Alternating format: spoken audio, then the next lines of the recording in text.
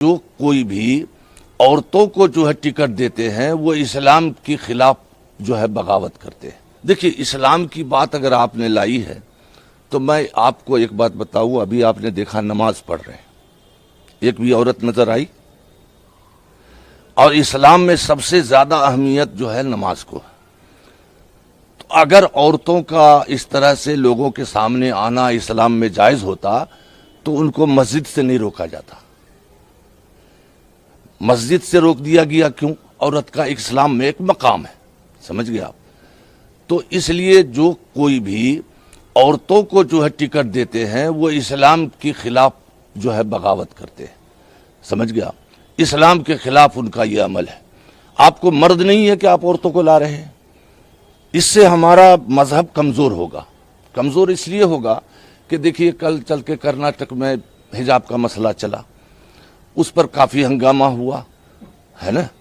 اب ظاہر بات ہے کہ اگر آپ اپنی عورتوں کو ایم ایل اے کونسلر یہ وہ بنائیں گے بلا مجبوری تو پھر اس سے کیا ہوگا؟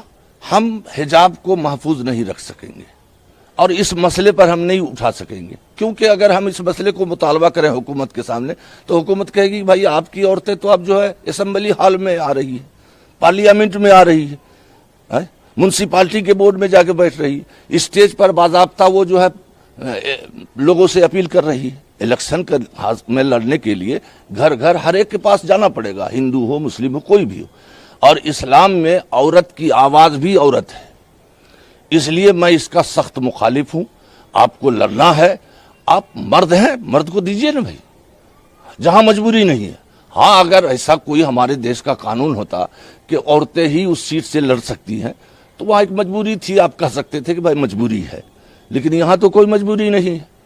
اب دیکھیے میں ایک بات بتاؤں، میرا جہاں تک ذہن کہہ رہا ہے کہ عورتوں کو یہ ٹکٹ اس لیے دے رہے ہیں یا لڑکیوں کو، جیسا کہ میں نے دیکھا دلی کے بلدیاتی الیکشن میں، منسپالٹی کا جو الیکشن ہے، لڑکیوں کو زیادہ آگے لا رہے ہیں۔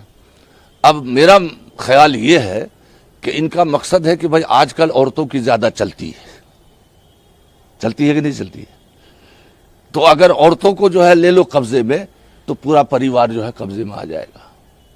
اس کے سوا تو کوئی میں مقصد نہیں سمجھتا۔